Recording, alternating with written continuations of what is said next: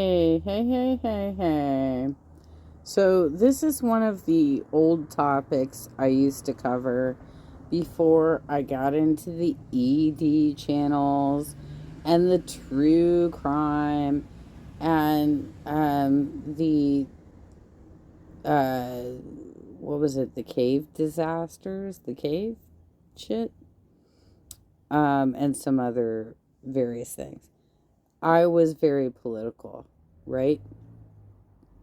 So, C.L. Miller is an activist in my area, shall we say. And every once in a while, she will send me something that she wants me to elevate, which I did on Facebook. Okay. And I will also do so on YouTube for you all to take a look at. What we're talking about is Jackson Hinkle. And why is she sending this to me? Because back in 2018 and 2019, I walked blocks for this kid when he was running for city council, when he was purporting himself to actually be a Bernie supporter. So let's talk about how fucked up this got. Let's read this. Okay. How absolutely predictable. This is C.L. Miller talking. Our local environmentalist, oh yes, because he also was affiliated with the Surfrider Foundation, you guys. Um, and as soon as we got into the pandemic, he was out walking around without a mask and surfing.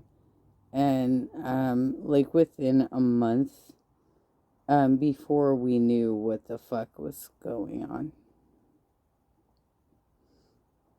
our local environmentalist Bernie bro, who surfed with Tulsi, yes, he did. He had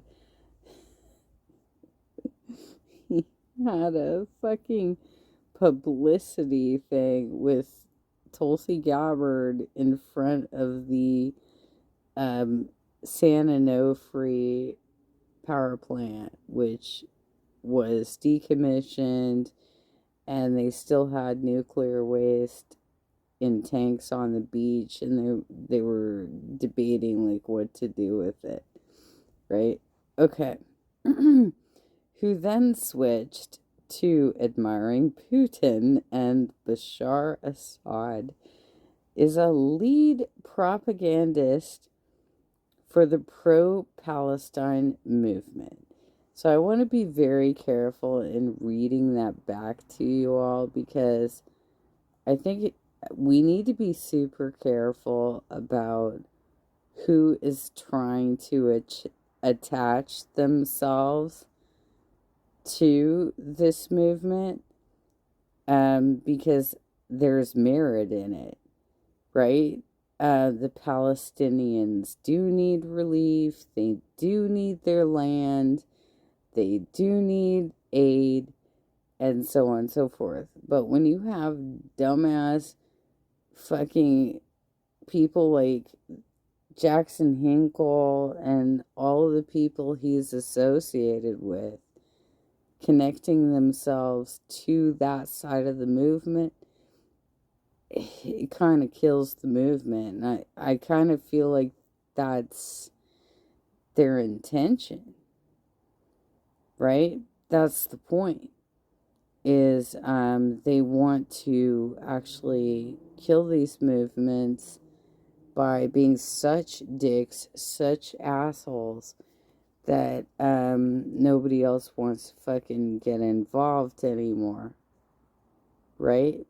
Mr. Hinkle's account gained 1.2 million followers over the first 19 days of the war. Which account, though? What are we talking about? I don't know. She didn't clarify, I don't think.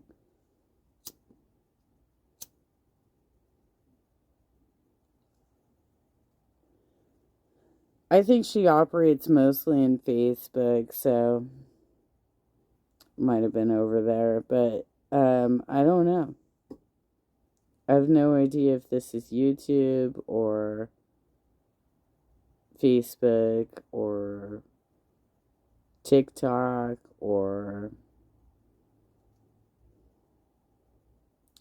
Truth Social or X. I really don't know.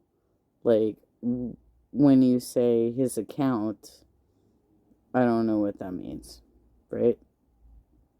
A sample of 12,510 of them suggested that roughly 40% were fakes. He also visited Russia again recently. I think he's also engaged to somebody that's Russian and kind of highly connected.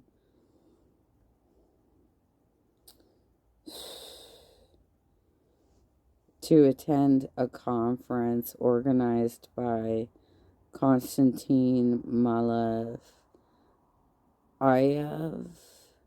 Did I say that right? I mean, it's obviously a Russian name. And Alexander Dugin, both prominent nationalist propaganda warriors who face sanctions in the U.S. He said he had been attracted by Mr. Dugin's writings, which glorify Russian culture as an antidote to corrupted values in the West. Okay, so when I was actually walking for this kid, I'm not kidding. He was a kid. He was like 18 or 19 when he ran for city council. He most certainly does not have a college degree. Okay? He does not have... New York Times is pretty conservative. Okay? Huh. But, yeah, he's proved to be an asshole time and time again for the last few years. And it's just been really disappointing. Like, he was one of the leaders behind Force the Vote back in, what was that, 2019, 2020? Like, right before the pandemic hit. It was when Congress was changing up and they were trying to get Pelosi out and actually get McCarthy in. This was a Republican move. He fucking knew it. And they were trying to force Pelosi to do Medicare for all when they weren't ready to do it. They were trying to say you have to force a vote on Medicare for all, or you're not going to get our vote for Speaker of the House. And they were trying to make all of the new progressive congressional members accountable to that. And if they didn't do it, they weren't really progressive, right? So they basically screwed over every single progressive we elected to Congress by trying to force them to make a political move that they disagreed with.